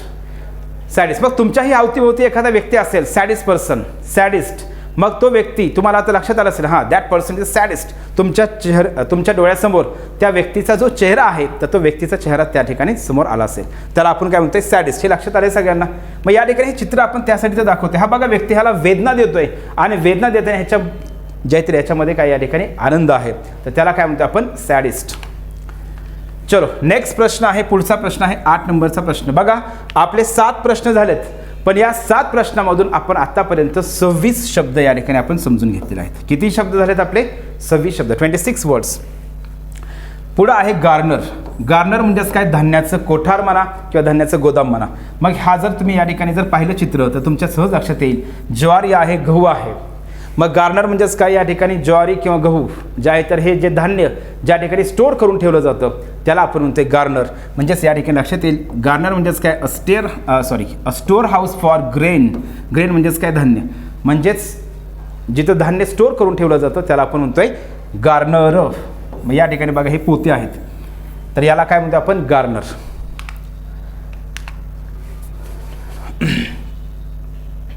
तर या ठिकाणी हे शब्द जे आहेत तर हे वेगळे. गारमेंट मेड फॉर बॉईज म्हणजे मुलांसाठी बनवलं जे गारमेंट म्हणजे जे कपडे आहेत ते होणार आहे का, याचं उत्तर नाही. त्याच्यानंतर अंडर गारमेंट होणार आहे का, नाही. द मर्चंट ऑफ ग्रेन म्हणजेच काय, धान्याचा व्यापारी, असं होतं का, नाही. मग गार्नर म्हणजेच या ठिकाणी लक्षात ठेवायचं, गार्नर म्हणजेच काय असतं, धान्याचं कोठार. तर हे लक्षात ठेवायचं. स्टोअर हाऊस आपला हा 27वा शब्द आहे. चलो नेक्स्ट आहे पुढचा 9 नंबरचा प्रश्न. Murder of oneself. या ठिकाणी हा चाकू पाहिल्याच्या नंतर लक्षात येईल तुम्हाला, तर हे जे शब्द असतात तर ह्याचं लक्षात ठेवायचं रूट वर्ड हा आहे साईड, CIDE. साईड म्हणजेच काय असतात लक्षात ठेवायचं. साईड हा शब्द आला की त्या ठिकाणी लक्षात तुम्हाला ठेवायचं आहे, साईड शब्द आला की किलिंग ऑफ समवन किंवा किलिंग ऑफ समवन. म्हणजे हा साईड हा शब्द आपण काय करतोय, हा किलिंग संदर्भातला शब्द आहे. मग त्या ठिकाणी आपल्याला परीक्षेमध्ये खूप सारे प्रश्न विचारले जातात. Killing of father, killing of mother, killing of brother, killing of sister, killing of husband, killing of wife, killing of daughter and son, किंवा किलिंग ऑफ किंग. त्याच्या आपल्याला अशा प्रकारचे प्रश्न विचारले जातात. किंवा killing of human being, killing of race किंवा कम्युनिटी. तर अशा प्रकारचे शब्द आपल्याला विचारले जातात. आपण ते शब्द रूट वर्ड्समध्ये आपण घेतलेले आहेत. मग या ठिकाणी साईड म्हणजेच काय, किलिंग. मग आता लक्षात घ्या, आपल्याला इथं एक एक शब्द आपल्याला समजून घ्यायचा. पहिला आहे पॅरिसाइड. पॅरिसाइड म्हणजेच काय असते लक्षात घ्या, साईड म्हणजेच किलिंग. मग किलिंग या ठिकाणी जे आहे तर पॅरेंट्स, किलिंग ऑफ पॅरेंट्स म्हणजे आई वडिलांची हत्या, त्याला काय म्हणतो आपण, पॅरिसाइड. मग याच्यामध्ये लक्षात घ्यायचं, पॅरेंटमधला पॅर हा शब्द घ्यायचा आणि रिसाइड हा शब्द घ्यायचा आहे. मग पॅरिसाइड म्हणजेच काय असते, किलिंग ऑफ पॅरेंट्स म्हणजे आई वडिलांची हत्या करणं, त्याला आपण म्हणतो पॅरेंट्स म्हणजे किलिंग ऑफ पॅरेंट्स. तर यामध्ये बघा लातूरमध्ये 2-3 वर्षापूर्वी एक अशीच घटना घडली होती. त्या व्यक्तीने काय केलं, त्याच्या आईवडिलांना किल केलं होतं. त्याला काय म्हणतोय, पॅरिसाइड म्हणतो आपण, त्याला काय म्हणतोय, पॅरिसाइड. त्याच्यानंतर नेक्स्ट आहे मॅट्रिसाइड. मग आता हे शब्द लक्षात कसे ठेवायचे, खूप सारे शब्द आहेत. मॅट्रिसाइड आहे, पॅट्रिसाइड आहेत, हे पॅरिसाइड आहे, फ्रॅट्रिसाइड आहे. मग मॅट्रिसाइड मग लक्षात ठेवा, मॅटर्नल आपण जे आईकडचं जे नातं असतं किंवा आपण मामा जे असते तर मामाला आपण इंग्लिशमध्ये काय म्हणतोय, मॅटर्नल अंकल. आता तसं जनरली आपण लहानपणापासून एकच शब्द शिकलोय. मामा म्हणलं की आपण अंकलच म्हणतोय, काका म्हणलं तरी अंकलच असेल, आणि रामू काका म्हणायचं असेल तरी पण आपण अंकलच म्हणतोय. पण इंग्लिशमध्ये काय करायचं लक्षात घ्या, मामाला त्या ठिकाणी अंकल म्हणत नाही, तर मामाला कुठला शब्द आहे, मॅटर्नल अंकल म्हणतोय. मग लक्षात घ्या इथं मॅटर्नल, आणि या ठिकाणी असं वडिलांकडचं जे असणार आहे तर त्याला आपण काय म्हणतोय, पॅटर्नल. मग आपल्याला एमपीएससीने असाही प्रश्न विचारला, पॅटर्नल हा शब्द दिला आहे आणि त्याचा मिनिंग विचारला आहे. मग लक्षात ठेवायचं पॅटर्नल म्हणजेच काय, रिलेटेड टू फादर, आणि मॅटर्नल म्हणजेच काय, रिलेटेड टू मदर. मग इथं काय करायचं तुम्हाला, हा साईड हा शब्द तर लक्षात ठेवायचा आहे. मग पॅट्रिसाइड लक्षात ठेवायचं आहे, पॅट्रिसाइड. मग पॅट्रिसाइड म्हणजेच काय होणार आहे, किलिंग ऑफ फादर. मॅट्रिसाइड म्हणजेच काय होणार, किलिंग ऑफ मदर. मग याच्यावरून काय करायचे शब्द लक्षात ठेवायचे, ठीक आहे. मग या ठिकाणी मॅट्रिसाइड म्हणजेच काय, किलिंग ऑफ मदर. मॅटर्नलवरून शब्द लक्षात ठेवा, मॅट्रिसाइड. त्याच्यानंतर नेक्स्ट आहे होमिसाइड. होमिसाइड आणि जेनोसाइड. होमिसाइड आणि जेनोसाइड या दोन शब्दामध्ये परीक्षेमध्ये सातत्याने कन्फ्युजन असते आणि ते दोन्ही ऑप्शन त्या ठिकाणी दिलेले असतात. मग होमिसाइड म्हणजेच काय लक्षात ठेवायचं आहे, killing of human being. Killing of human being म्हणजे मानवाची हत्या करणं, त्याला आपण म्हणतोय होमिसाइड. आणि जेनोसाइड एक शब्द आहे, जेनोसाइड म्हणजेच काय, किलिंग ऑफ रेस किंवा कम्युनिटी. म्हणजेच एकाच म्हणजे वंशहत्या म्हणतो आपण, एकाच फॅमिलीमधले एकाच कुटुंबामधल्या ज्या व्यक्तींची हत्या करणं त्याला आपण म्हणतोय जेनोसाइड, ठीक आहे. आणि सुसाईड म्हणजेच काय, सेल्फ मर्डर. मग आपल्याला प्रश्न विचारला मर्डर ऑफ वन सेल्फ, याला आपण म्हणतोय सुसाईड. याला काय म्हणतो आपण, सुसाईड. क्लिअर, चलो ठीक आहे. नेक्स्ट मग आपल्याला या ठिकाणी पाहायचं आहे. मग हे शब्द जे आहेत तर हे शब्द समजून घ्या. पॅरिसाइड म्हणजेच killing of parents, matricide killing of mother, homicide killing of human being, suicide म्हणजेच काय, मर्डर ऑफ वन सेल्फ. मग आता मी जे शब्द लिहिले होते ते शब्द इथं लिहितो. पॅट्रिसाइड, पॅट्रिसाइड म्हणजेच काय, किलिंग ऑफ फादर. हे पण शब्द वहीमध्ये लिहून घ्या. मॅट्रिसाइडचं लिहिलेलं आहे ऑलरेडी. त्याच्यानंतर लक्षात घ्या पुढं ब्रदर जे आहे तर ब्रदरसाठी वापरतात फ्रॅट्रिसाइड. फ्रॅट्रिसाइड ब्रदर. त्याच्यानंतर सिस्टर, सोरोरीसाइड म्हणतात त्याला, काय म्हणतात, सोरोरीसाइड. सोरोरीसाइड किलिंग ऑफ सिस्टरला काय म्हणतो आपण, सोरोरीसाइड. त्याच्यानंतर फिलिसाइड, FILICID. फिलिसाइड म्हणजेच काय असते, सन किंवा डॉटर, मुलाची किंवा मुलीची हत्या, त्याला आपण म्हणतोय सोरोरीसाइड म्हणतोय. मुलाची किंवा मुलीची हत्या त्याला आपण म्हणतोय फिलिसाइड. सॉरी. त्याच्यानंतर नेक्स्ट लक्षात घ्यायचं आहे, या ठिकाणी राजाची हत्या त्याला आपण म्हणतोय रेजिसाइड. मग लक्षात काय ठेवायचे, राजा याच्यामध्ये लक्षात ठेवायचं मग regicide, killing of king. Regicide म्हणजे किंग म्हणा किंवा क्वीन, राजा किंवा राणीची हत्या, त्याला आपण म्हणतोय रेजिसाइड. त्याच्यानंतर आता मी जे शब्द तुम्हाला सांगितलं जेनोसाइड, मग हा शब्द लक्षात घ्या. जेनोसाइड म्हणजेच काय असतंय, रेस किंवा कम्युनिटी, एखाद्या वंशाची किंवा एखाद्या फॅमिलीतले सगळ्याच लोकांची हत्या करणं, त्याला आपण म्हणतोय जेनोसाइड. मग हे शब्द आपल्या लक्षात ठेवायचे. किलिंग ऑफ हजबंड, हजबंडला किलिंग करणं त्याला म्हणायचं आहे मॅरिटिसाइड. मॅरिटिसाइड किलिंग ऑफ हजबंड. आणि त्याच्यानंतर वाईफसाठी वापरलं जाते ऑक्झोरिसाइड. कुठला शब्द आहे, ऑक्झोरिसाइड. मग हा शब्द आहे वाईफसाठी. त्याच्यानंतर नेक्स्ट शब्द आहे, या ठिकाणी लक्षात घ्या, पुढचा एक शब्द आहे ॲमिसिसाइड. मग हा ॲमिसिसाइड जो शब्द आहे तर ॲमिसिसाइड म्हणा तर याला आपण म्हणतोय किलिंग ऑफ फ्रेंड, म्हणजे मित्राची हत्या. आता स्पॅनिश जी भाषा आहे तर या स्पॅनिश या भाषेमध्ये काय करतात, मित्राला म्हणतात अमिगो. काय म्हणतात आपण त्याला, अमिगो. मग या ठिकाणी लक्षात घ्या, ॲमिसिसाइड म्हणजेच काय, किलिंग ऑफ फ्रेंड. मग मित्रांनो, हे जे सगळे शब्द आता मी जे लिहिलेले आहेत, हा प्रत्येक each and every word is very important word for cracking the exam. मग कुठलीही एक्झाम क्रॅक करण्यासाठी खूप महत्त्वाचे शब्द आहेत. तर हे सगळे शब्द काय करा, व्यवस्थित वहीमध्ये लिहून घ्या. हे सगळे शब्द काय करायचे, व्यवस्थित वहीमध्ये लिहून घ्यायचे, ठीक आहे. चलो नेक्स्ट बघा. मग पुढचा प्रश्न आहे या ठिकाणी 10 नंबरचा प्रश्न. An account of the life of an individual written by somebody is called. म्हणजे एखाद्या व्यक्तीबद्दलचं जो त्या ठिकाणी जे आहे तर त्या व्यक्तीच्या जीवनाची कथा दुसरा व्यक्ती ज्यावेळेस लिहितोय, मग आपण आत्ताच पाहिलं त्याला आपण काय म्हणतोय, बायोग्राफी. आणि ॲटोबायोग्राफी म्हणजेच काय, त्या व्यक्तीने स्वतःच लिहिलेलं असेल तर त्याला म्हणायचं आहे ॲटोबायोग्राफी. म्हणजे तो व्यक्ती स्वतःच्या जीवनाबद्दल लिहितो त्याला म्हणायचं ॲटोबायोग्राफी. आणि दुसरा लिहित असेल तर त्याला म्हणायचं बायोग्राफी. क्लिअर आहे सगळ्यांचं. मग या ठिकाणी लक्षात घ्यायचं आहे ॲटोबायोग्राफी आणि बायोग्राफी. मग आता एपिग्राफ जो आहे तर एपिग्राफ म्हणजेच काय लक्षात ठेवायचं, एपिग्राफ म्हणजेच अ शॉर्ट पोएम किंवा quote on a building or a statue or at the beginning of book. एखाद्या पुस्तकावरती, एखाद्या बिल्डिंगवरती, एखाद्या स्टॅच्यूवरती एखादं जे कोट असते ना तर त्याला काय म्हणतो आपण, एपिग्राफ. काय म्हणतो आपण त्याला, एपिग्राफ. कधीही लक्षात ठेवायचं, ग्राफ हा जो शब्द आहे GRAPH, ग्राफ हा शब्द कधीही लक्षात ठेवायचं रायटिंग संदर्भात वापरला जातो. त्याचा हा रूट वर्ड आहे. ग्राफ म्हणजेच काय लक्षात ठेवायचं, रायटिंग संदर्भात आहे. ग्राफ म्हणजे रायटिंग संदर्भात लक्षात ठेवायचं. चलो ठीक आहे, तर हे सगळे तर शब्द समजलेत. चलो नेक्स्ट आहे पुढचा शब्द ॲक्वेरियम. आता तुम्ही हे जर पाहिलं तरी तुम्हाला लक्षात येईल ॲक्वेरियम म्हणजे काय असू शकतंय. ॲक्वेरियम म्हणजे काय आहेत, तर या ठिकाणी लक्षात घ्या, आपण वेगवेगळ्या प्रकारचे खूप मोठमोठे ॲक्वेरियम असतात. ज्या ॲक्वेरियममध्ये काय असतात, वेगवेगळ्या प्रकारचे फिश ठेवले जातात, वेगवेगळ्या प्रकारचे वॉटर प्लांट्स ठेवले जातात, त्याला काय म्हणतो आपण ॲक्वेरियम म्हणतोय. त्याला काय म्हणतो आपण ॲक्वेरियम. मग इथं बघा ॲक्वेरियम म्हणजेच काय असणार आहे, आर्टिफिशियल पॉन्ड. म्हणजे हे आर्टिफिशियल कृत्रिम पॉन्ड असतंय. मग artificial pond for keeping and showing fish or water plants. म्हणजे ज्याच्यामध्ये काय केले जातात, फिश ठेवले जातात किंवा वॉटर प्लांट्स ठेवले जातात, त्याला आपण काय म्हणतोय ॲक्वेरियम म्हणतो आपण. त्याला काय म्हणतोय ॲक्वेरियम. ठीक आहे, तर हे लक्षात ठेवायचं. चला आता बाकीच्या शब्दांचा आपण इथं समजून घेऊ. Place where birds are kept. जिथं पक्षी ठेवले जातात तर त्याला काय म्हणायचं आहे, तर त्याला म्हणायचं आहे ॲव्हियरी. कुठला शब्द आहे, ॲव्हियरी. आता याच्यामध्ये आणखी एक गोष्ट महत्त्वाची आहे मित्रांनो. हा जो ॲव्हियरी हा शब्द आहे बघा, इथं सगळे पक्षी ठेवलेले आहेत. एक इंटरेस्टिंग आणखी एक गोष्ट मी तुम्हाला सांगतोय.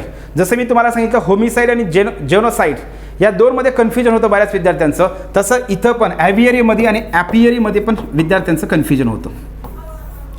मग ॲव्हियरी हा जो शब्द आहे, तर ॲव्हियरी म्हणजेच काय असतंय, जिथं पक्षी ठेवले जातात, बर्ड्स ठेवले जातात, त्याला आपण म्हणतोय ॲव्हियरी.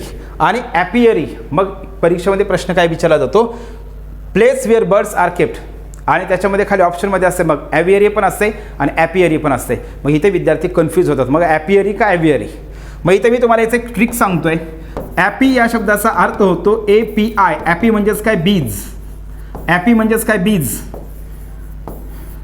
मग ॲपी म्हणजेच काय, बीज. म्हणजेच काय, वेअर बीज आर केप्ट. जे हनी बीज असतात, तर हनी बीज जिथं ठेवल्या जातात त्याला आपण म्हणतोय ॲपियरी. आणि मग दुसरा राहिलेला शब्द आहे ॲव्हियरी, म्हणजेच काय, जिथं पक्षी ठेवले जातात त्याला आपण म्हणतोय ॲव्हियरी. ठीक आहे, मग इथं लक्षात घ्या, इथं हे सगळ्या वेगवेगळ्या प्रकारचे पक्षी ठेवलेले आहेत, तर त्याला आपण म्हणतोय ॲव्हियरी. हे लोक त्या पक्षी पाहण्यासाठी गेलेले आहेत, त्याला आपण म्हणतोय ॲव्हियरी. ठीक आहे, नेक्स्ट बघा place where snakes are kept. आता इथं तर काय बघा, रेप्टाईल वर्ड. मग या ठिकाणी लक्षात ठेवायचं, रेप्टाईल्स म्हणजेच काय, सरपटणारे. जे सरपटणारे प्राणी असतात त्याला आपण काय म्हणतो रेप्टाईल्स. सरपटणारे इन्सेक्ट म्हणा, प्राणी म्हणा, त्याला आपण म्हणतो रेप्टाईल्स. मग या ठिकाणी लक्षात ठेवायचं आहे. मग place where snakes are kept याला काय म्हणायचं, मग सर्पेंटेरियम. मग सर्पंट्स म्हणजे सरपटणारे प्राणी, सरपटणारे प्राणी. मग त्याला काय म्हणतात, सरपटणारे प्राणी म्हणा किंवा इन्सेक्ट्स म्हणा, त्याला आपण म्हणतो serpentarium. Where snakes are kept. आणि त्याच्यानंतर पुढचा शब्द आहे, सॉरी हे तर दिलं आपण आत्ताच. मग हे लक्षात घ्या, ॲक्वेरियम म्हणजेच काय, या ठिकाणी जिथं फिश आणि वॉटर प्लांट्स ठेवले जातात त्याला आपण म्हणतो ॲक्वेरियम, म्हणजेच आर्टिफिशियल पॉन्ड. आणि पुढचा शब्द आहे आर्चिव्ह. हा जो शब्द आहे, तर आर्चिव्ह हा शब्द लक्षात ठेवायचं, जिथं गव्हर्नमेंटचे रेकॉर्ड्स ठेवले जातात त्याला आपण म्हणतो आर्चिव्ह. मग याच्यामध्ये ह्या सगळ्या गव्हर्नमेंटचं या ठिकाणी रेकॉर्ड म्हणजे जे फाईल्स वगैरे ठेवलेले आहेत, तर त्याला काय म्हणायचं, मग आर्चिव्ह असं आपण या ठिकाणी म्हणतोय. मग आपला हा 38 नंबरचा वन वर्ड सबस्टिट्यूशन आहे. चला पुढचा शब्द आहे या ठिकाणी 12 नंबरचा प्रश्न, disbelief in the existence of God. म्हणजे या ठिकाणी बघा बिलीफ आणि डिसबिलीफ. मग disbelief in the existence of God म्हणजे देवावरती या ठिकाणी जे आहे ते लक्षात ठेवायचं आहे. म्हणजे देवाचं अस्तित्व न मानणारा व्यक्ती त्याला काय म्हणतो आपण. मग आपण आत्ताच पाहिलं या ठिकाणी आस्तिक आणि नास्तिक. मग इथं लक्षात घ्यायचं आहे अथिझम. मग अथिझम म्हणजेच काय असते लक्षात घ्यायचं आहे, लक्षात घ्या. तर disbelief in the existence of God म्हणजे देव नाही अशा प्रकारचं मत असणारा त्याला आपण म्हणतोय अथिझम. त्याच्यानंतर एक लक्षात घ्यायचं स्केप्टिसिझम. स्केप्टिक आपण म्हणतो बघा, हा स्केप्टिक हा शब्द परीक्षेमध्ये MPSC सारखे विचारते. स्केप्टिक म्हणजेच काय, नेहमी त्याच्या डोक्यामध्ये काय असते, डाऊट असतात, शंकेखोर असणारा व्यक्ती त्याला आपण म्हणतो स्केप्टिक पर्सन. म्हणजे स्केप्टिसिझम म्हणजेच काय, नेहमी डाऊट असणारा व्यक्ती. फॅनॅटिसिझम आपण आत्ताच पाहिलं, फॅनॅटिक हा जो शब्द आहे त्याच्यावरती फॅनॅटिसिझम हा शब्द आहे, धर्मवेडा. आणि इगोटिझम म्हणजेच काय, इगो असणारा. ठीक आहे, मग याच्यामध्ये लक्षात घ्या, पुन्हा तेच चित्र मी या ठिकाणी दाखवते. थिस्ट म्हणजेच काय, देवावरती विश्वास ठेवणारा. आणि अथिस्ट म्हणजेच काय, I don't believe in God म्हणजेच आस्तिक आणि नास्तिक हे शब्द लक्षात ठेवायचे. मग इथं लक्षात घ्या, इथं प्रश्न आपल्याला थोडा वेगळा विचार, बिलीफ इन द. मग लक्षात ठेवायचं आहे, जर आपल्याला MPSC थोडा फिरून प्रश्न विचारला तर त्याचं उत्तर देता आलं पाहिजे. Disbelief in the existence of God. आणि belief in the existence of God म्हणजेच देव आहे याच्यावरती भरोसा असणारा, विश्वास असणारा त्याला म्हणायचं आहे थिस्ट. आणि देव नाही याच्यावरती विश्वास असणारा त्याला आपण काय म्हणतोय अथिस्ट म्हणजेच disbelief in the existence of God. बघा स्केप्टिसिझम हा व्यक्ती जर पाहिला तर तुमच्या लक्षात येईल हे काय करतोय, प्रत्येक गोष्टीमध्ये अशी शंका जे आहे तर शंका या ठिकाणी शंकेच्या नजरेने पाहतोय त्याला काय म्हणतो आपण स्केप्टिसिझम. मग स्केप्टिक हा शब्द परीक्षेमध्ये MPSC आपल्याला खूपदा विचारलेला आहे. मग डाऊट, स्केप्टिक म्हणजेच लक्षात काय ठेवायचं आहे, डाऊट म्हणजे प्रत्येक गोष्टीमध्ये शंका घेणारा, त्याला म्हणतो आपण स्केप्टिसिझम. आणि फॅनेटिसिझम म्हणजेच लक्षात ठेवायचं आहे फॅनेटिक आउटलुक ऑर बिहेवियर, म्हणजेच धर्मवेडा व्यक्ती किंवा धर्मांध व्यक्ती, त्याला आपण म्हणतो फॅनेटिसिझम. आणि प्रत्येक रिलिजनमध्ये फॅनेटिक पर्सन जे असतात तर ते फॅनेटिक पर्सन असतात, त्याला आपण म्हणतो फॅनेटिसिझम. ठीक आहे. मग इगोटिझम म्हणजेच काय, या ठिकाणी आपल्यासारखा कुणीच नाही, म्हणजेच इगोटिझम. मग इगोटिझम म्हणजेच काय लक्षात ठेवायचं आहे, talking too much of oneself, म्हणजे स्वतःबद्दलच, talking too much of oneself, स्वतःबद्दल जे आहे तर खूप जास्त बोलणं, म्हणजे मी असा, मी तसा, मी हे, मी तो, याला म्हणतो आपण इगोटिझम. काय म्हणतो आपण याला, इगोटिझम. मग हा शब्द बऱ्याच पेपरमध्ये विचारला आहे, अशा पद्धतीने विचारला आहे. Always speaking in praise of oneself, म्हणजे स्वतःची स्तुती करणारा. एक्सेसिव्हली कन्सिटेड अँड सेल्फ ॲब्सॉर्ब्ड, म्हणजे सेल्फ फोकस, म्हणजे स्वतःवरती, स्वतःबद्दल जास्तीत जास्त बोलणारा व्यक्ती, त्याला आपण काय म्हणतोय, इगोटिझम. मग इथं दोन शब्द आहेत. इगोटिझम एक शब्द आहे, म्हणजेच इगोटिस्ट आणि इगोइस्ट हे दोन शब्द आहेत. इगोटिस्ट म्हणलं की लक्षात ठेवायचं आहे टॉक्स, म्हणजे जो व्यक्ती काय करतो, स्वतःबद्दलच जास्त बोलतोय, मी असं, मी तसं, मी हे, मी ते, त्याला म्हणतो आपण इगोटिस्ट. आणि इगोइस्ट म्हणजेच काय असते, त्याला स्वतःबद्दल, तो व्यक्ती स्वतःबद्दल बोलत नाही, पण तो व्यक्ती काय करतो, दुसऱ्याला अंडर एस्टिमेट करतोय, दुसऱ्याला अंडर एस्टिमेट करतोय. कधीही लक्षात ठेवायचं, इगोइस्ट म्हणजेच काय, believes that he is better than and more important than anyone else, म्हणजे तो स्वतःबद्दल बोलत नाही, पण स्वतःला काय करतोय, तो खूप जे आहे तर त्यामध्ये भारी समजतोय, दुसऱ्यापेक्षा तो स्वतः भारी आहे, तर त्याला काय म्हणायचं आहे, इगोइस्ट पर्सन, म्हणजे गर्विष्ठ व्यक्ती, त्याला आपण म्हणतो इगोइस्ट पर्सन. बघा इथं हे इगोइस्ट, आणि हा जो आहे तर हा इगोटिस्ट पर्सन, म्हणजे तो स्वतःबद्दल बोलतो, त्याला म्हणायचं आहे इगोटिस्ट. चलो नेक्स्ट आहे पुढचा प्रश्न. या ठिकाणी 13 नंबरचा प्रश्न आहे, 30 नंबरचा PYQ. आपल्या प्रश्न विचारा, चूज द इथं आहे बघा, the ink on your dress can be washed off since it is can be washed of, म्हणजे तुझ्या शर्टवरती जे शाईचे जे डाग पडलेले, शाई जे पडलेले आहेत तर ते वॉश ऑफ म्हणजे धुतले जाणार नाहीत. मग त्याला काय म्हणायचं आहे, मग जे डाग असतात तर ते धुतले जात नाहीत, वॉश केले जाऊ शकत नाही, त्याला काय म्हणायचं आहे. मग त्याच्यामध्ये दोन शब्द आहेत, डेलिबल आणि इनडेलिबल. मग डेलिबल आणि इनडेलिबल लक्षात ठेवायचं. मग इनडेलिबल म्हणजेच काय, जे धुतलं जाऊ शकत नाही, वॉश केलं जाऊ शकत नाही, त्याला म्हणतात इनडेलिबल. मग हे जे आहे तर हे काय आहे, इनडेलिबल आहे. तर इटर्नल म्हणजेच काय म्हणतो आपण, इटर्नल याचा अर्थ होतो शाश्वत. इटर्नल म्हणजेच काय असते, आपण त्याला म्हणतो शाश्वत. मग एक एक शब्द आपण समजून घेऊ. इनडेलिबल म्हणजेच काय, कान बी वॉश, आणि डेलिबल मग लक्षात येते तुम्हाला, डेलिबल म्हणजेच काय, कॅन बी वॉश. हे कधीही असं काय करायचं लक्षात ठेवायचं आहे, कॅन बी वॉश्ड ऑफ, जे धुतलं जाऊ शकतंय त्याला म्हणतो आपण डेलिबल, जे वॉश केलं जाऊ शकत नाही त्याला म्हणायचं इनडेलिबल. मग इटर्नल म्हणजेच काय, शाश्वत, जे दीर्घकाळ, चिरकाळ टिकणारं, त्याला आपण म्हणतोय इटर्नल. मग या ठिकाणी लक्षात ठेवायचं आहे, लास्टिंग फॉर एव्हर, इटर्नल म्हणतोय. डिटर्जंट, आता हे डिटर्जंट तर समजते आपल्या सगळ्यांना, हे सगळ्या डिटर्जंट पावडर आहेत, वॉशिंग पावडर आहेत, डिटर्जंट पावडर आहेत, तर त्याला आपण म्हणतोय डिटर्जंट. आणि त्याच्यानंतर डेटर्ड म्हणजेच या ठिकाणी लक्षात ठेवायचे, prevented or discouraged someone from doing, म्हणजे एखादा व्यक्ती जर काही करत असेल तर त्याला काय करायचं, निरुत्साह करणं, त्याला आपण म्हणतोय डेटर्ड. चलो पुढचा या ठिकाणी प्रश्न आहे बघा, नेक्स्ट क्वेश्चन आहे, तर तो म्हणजेच काय, या ठिकाणी लक्षात ठेवायचं आहे, one who is present everywhere, म्हणजे जो सर्वत्र प्रेझेंट आहे त्याला काय म्हणायचं आहे, सर्वत्र प्रेझेंट आहे. मग सर्वत्रसाठी काय मी तुम्हाला सांगतो, एव्हरीला काय वापरायचं आहे, ऑमनी. मग ओमनी, आणि प्रेझेंट आहे म्हणजेच काय, ऑमनी प्रेझेंट. मग लक्षात आलं असेल, जो सर्वत्र प्रेझेंट आहे त्याला काय म्हणतो आपण, ऑमनी प्रेझेंट. मग या ठिकाणी काय असणार आहे, one who is present everywhere, ह्याचं उत्तर हे असणार आहे का, नाही, तर याचं उत्तर काय आहे मग, ऑमनी प्रेझेंट. मग लक्षात ठेवायचं आहे, गॉड जो आहे तर गॉडबद्दल म्हणलं जातं, God is omni present, God is omni present. मग या ठिकाणी आपल्याला काय करायचं, लक्षात ठेवायचं, गॉड इज ऑमनी प्रेझेंट. मग मित्रांनो, आपल्याला सगळ्यांना एक स्टोरी माहीत असेल, जे भक्त प्रल्हाद आहे तर भक्त प्रल्हादाला त्या ठिकाणी विचारलं जाते, तुझा जे आहे तर तुझा नारायण कुठं आहे, देव कुठं आहे. तर भक्त प्रल्हादने उत्तर दिलं होतं की माझा जो देव आहे तर देव हा कुठं आहे, सर्वत्र आहे, या वस्तूमध्ये आहे, याच्यामध्ये आहे, त्याच्यामध्ये आहे, या खांबामध्ये आहे, तर सर्वत्र आहे. म्हणजेच काय, गॉड इज ऑमनी प्रेझेंट, देव जो आहे तो देव काय आहे, ऑमनी प्रेझेंट आहे. मग या ठिकाणी असं म्हटलं जातं, गॉड इज ऑमनीपोटेंट, ऑमनी प्रेझेंट आणि ऑमनिशंट, म्हणजे देव हा सर्व शक्तिमान आहे, देव हा सर्वत्र प्रेझेंट आहे आणि देवाला सर्व गोष्टी माहीत असतात. मग या ठिकाणी लक्षात ठेवायचं आहे ओमनी. मग या ठिकाणी तुम्ही सिंपल लक्षात काय ठेवा, ओमनी हा जो शब्द आहे तर हा काय करायचा आपल्याला या ठिकाणी लक्षात घ्यायचा आहे. मग ओमनी म्हणजेच काय असते तर म्हणजेच काय ऑल किंवा एव्हरी. ठीक आहे, चलो नेक्स्ट बघा. मग हे ओमनी प्रेझेंट झालं आहे. पुढचा आहे प्रश्न 15 नंबरचा प्रश्न. A speech made without preparation. हा खूप वेळा प्रश्न विचारला आहे. विदाउट प्रिपरेशन लक्षात ठेवायचं आहे. स्पीच विदाउट प्रिपरेशन म्हणजे कसल्याही प्रकारची पूर्वतयारी न करता ऑन दी स्पॉट भाषण करणं, त्याला काय म्हणतो आपण एक्सटेम्पो म्हणतोय. काय म्हणतो आपण एक्सटेम्पो. या ठिकाणी म्हणतोय एक्सटेम्पो. याला आणखी एक शब्द आहे तर तो शब्द आहे इम्प्रॉम्प्टू. इम्प्रॉम्प्टू. इम्प्रॉम्प्टू लक्षात घ्यायचे. मग एक्सटेम्पो आणि इम्प्रॉम्प्टू जो 2022 मध्ये स्टेनोग्राफरचा पेपर झाला, या पेपरमध्ये आयोगाने आपल्याला हाच शब्द विचारला आहे, परंतु त्याच्यामध्ये काय केले त्यांनी त्या ठिकाणी जे आहे तर ऑप्शन ABCD असे दिलेले आहेत. मग लक्षात ठेवायचं एक्सटेम्पो आणि त्यालाच आपण काय म्हणतो दुसरा शब्द आहे इम्प्रॉम्प्टू. इम्प्रॉम्प्टू म्हणजेच काय स्पीच विदाउट प्रिपरेशन, त्याला म्हणतो आपण एक्सटेम्पो. मग याचं उत्तर काय झालं एक्सटेम्पो. आता इलोकेशन कॉम्पिटिशन आपण ऐकलेलं असते. मग इलोकेशन कॉम्पिटिशन म्हणजे त्यांच्या कॉलेजमध्ये इलोकेशन कॉम्पिटिशन आहे. मग इलोकेशन कॉम्पिटिशन म्हणजेच काय भाषण स्पर्धा, त्याला आपण म्हणतोय इलोक्युशन कॉम्पिटिशन. आता लेक्चर तर समजतंय. मग आज लेक्चर आहे का, आज लेक्चर नाही का, त्याला आपण लेक्चर म्हणतोय. आणि सरमन म्हणजेच काय असते उपदेश.